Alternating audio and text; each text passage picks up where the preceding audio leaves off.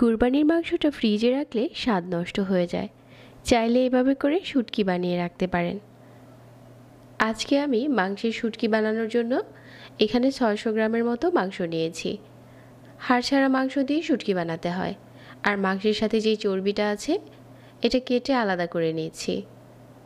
মাংসের সাথে যদি চর্বি থাকে ওই ক্ষেত্রে শুটকি তাড়াতাড়ি নষ্ট হয়ে যায়। যতটা সম্ভব চর্বিটা আলাদা করে নিতে হবে। একদম ফ্রেশ মাংস দিয়ে শুটকি বানাতে হয়, আর একটু ছোট টুকরো করলে এটা তাড়াতাড়ি সিদ্ধও হয়ে যায়, আবার শুটকিটা শুকাতে সময় লাগে না।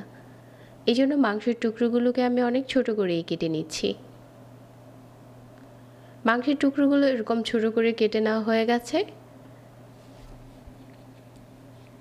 আর এগুলো হচ্ছে এখন আমি পর্যাপ্ত পরিমাণের পানি দিয়ে ধুয়ে নেব। ফ্যাটটাকে আলাদা করে নিয়েছি।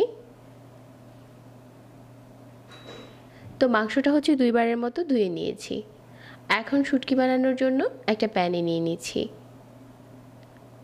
তারপর এখানে দিয়ে দিচ্ছি 1/4 চা চামচ হলুদ গুঁড়া, 1/2 চা চামচ মরিচ গুঁড়া, কিছু আস্ত গরম মশলা দিয়ে দিচ্ছি, এলাচ, দারচিনি, লং, গোলমরিচ আর হচ্ছে তেজপাতা, 2 টুকরোর মতো দারচিনি, 1 চা চামচ আদা রসুন বাটা, আর 1 কাপের মতো দিয়ে দিচ্ছি পানি। তারপর এখানে দিয়ে দিচ্ছি 1/2 চা চামচ লবণ।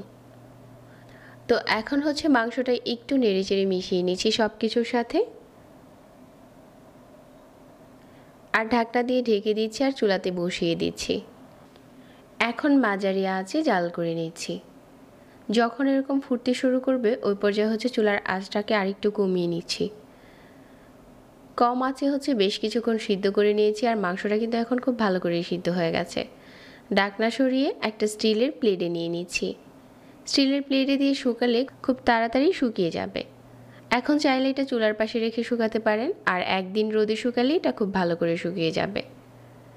আমি কড়া রোদে 1 দিনের মতো শুকিয়ে নিয়েছি, আর এখন একদিনেই শুটকিগুলো শুকিয়ে এরকম হয়ে গেছে।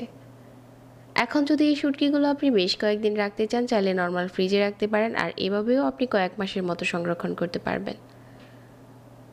এখন এই শুটকিটা রান্না করতে গেলে আগে থেকে গরম পানি দিয়ে ভিজিয়ে তারপর রান্না করতে হবে। আশা করছি আজকের এই মাংসের শুটকির রেসিপি সবার ভালো লেগেছে। কুরবানির মাংসটা বেশি দিন ফ্রিজে রাখলে স্বাদ নষ্ট হয়ে যায়। চাইলে একটু বেশি করে রান্না করে ফেলতে পারেন, আবার চাইলে এরকম শুটকি বানিয়ে নিতে পারেন। ফ্রিজের মাংস কিন্তু পরে খেতে স্বাদ লাগে না, তবে মাংসের শুটকিটা খেতে অনেক টেস্টি হবে। এটা আপনি শুধু আগে থেকে নামিয়ে গরম পানি দিয়ে ভিজিয়ে তারপর ভুনা করে খেয়ে ফেলতে পারেন। মাংসের শুটকি রান্নার রেসিপি অন্য কোনো দিন শেয়ার করব। যারা এতক্ষণ সাথে ছিলেন সবাইকে আবারও ধন্যবাদ জানাচ্ছি, আর সেই সাথে আজকে এখানেই বিদায় নিচ্ছি। আল্লাহ হাফেজ।